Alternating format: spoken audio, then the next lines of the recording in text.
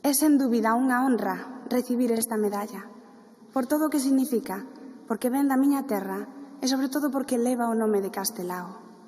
Como músico e como migrante, son sempre consciente do que significa vivir no limbo, no medio de dúas realidades, de dúas culturas, do que significa intentar estar presente nas dúas e de contribuir nas dúas. A sensación de non estar nunca onde unha quere estar, a sensación de non estar nunca onde unha ten que estar. Un limbo de emocións puras que fan que unha estea sempre en movimento, buscando o seu camiño. As verbas de Castelao definen moitas destas emocións. No seu Sempre en Galiza escribía: na vontade de centros sen migrantes hai motores máis fortes que a pobreza. Como na vontade dos homes sedentarios, hai sentimentos que matan a fame. Os emigrantes galegos son empurrados por causas imponderables que ninguén soubo desentrañar, pero que todos intuímos vagamente. Cada un crea o seu camiño como pode. A pañoleta que levo posta, adornada pola miña nai, para sabe Deus que romaría, faime pensar no esforzo que supuxo para ela e para o meu pai darlle ás súas 4 fillas a mellor das educacións. Faime pensar nas penas e alegrías da súa emigración a Venezuela. Faime pensar nas razóns polas que voltaron. Porque, como ben dicía Castelao, hai unha forza que nos empurra cara ao mundo e outra que nos xungue a terra nativa. Pois se os camiños nos tentan a camiñar é porque deixamos unha luz acesa sobre da casa en que fomos nados e ali nos agarda o fin da vida. Andar, andar, andar e no remate do traballo devolverlle a terra ao corpo que ela nos emprestou. E voltando a esa sensación da que falaba ao comezo, hoxe eu non quero esperar ao remate, ao fin da vida. Eu quero ser capaz de asumir a responsabilidade que me deu unha vida repleta de viaxes e experiencias cun fol debaixo do meu brazo. Eu quero poder despertar nunha Galicia na que os emigrantes do pasado, os nosos maiores, teñan unha vida digna, unha vida chea de saúde e de respeto por ter sido capaces de manter viva a nosa lingua e a nosa cultura dentro de fora das nosas Galicias.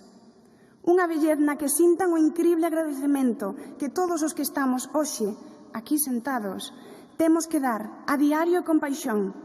Esa xeración a que espera con ansia os venres para ver o luar, que non é consciente do esforzo que fixeron para que nós, hoxe, poidamos falar libremente na nosa lingua e celebrar os nosos costumes. Esa xeración que teceu a nosa realidade e que non nos reclamou nunca ningunha débeda por iso. Eu quero poder despertar nunha Galicia na que a nosa cultura, a nosa música, o noso xeito de pensar, na que as nosas artes e a nosa filosofía sexan o día a día das nosas escolas.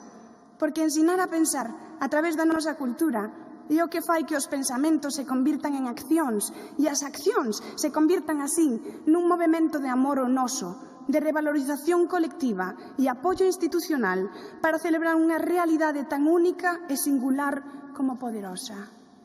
Despertar nunha Galicia na que a nosa identidade cultural é o motor que nos leva a seguir abrindo camiños, o motor do noso desenvolvemento social, político e económico, na que a realidade que eu vivo no exterior poida ser a realidade de moitos no interior. Unha identidade cultural tan poderosa como a muller galega, como a miña nai, como as viúvas de vivos e mortos que nos trouxeron ao que somos hoxe, unha nación orgullosa dos seus valores. E remato coas verbas pronunciadas por Castelao no seu discurso Alba de Gloria, pronunciado en Buenos Aires no Día de Galicia de 1948, durante o seu exilio na Argentina. Remato co seu discurso porque unha vez lido e relido, unha dase de conta de que as cousas non cambiaron tanto, ou cambiaron, pero non tanto. Castelao, logo de facer unha fermosa alegoría dunha santa compaña formada polos grandes inmortais galegos, dicía: afortunadamente, Galiza conta para a súa eternidade con algo máis que unha historia afanada. Conta cunha tradición de valor imponderável, que iso é o que importa para gañar o futuro. Moitas gracias.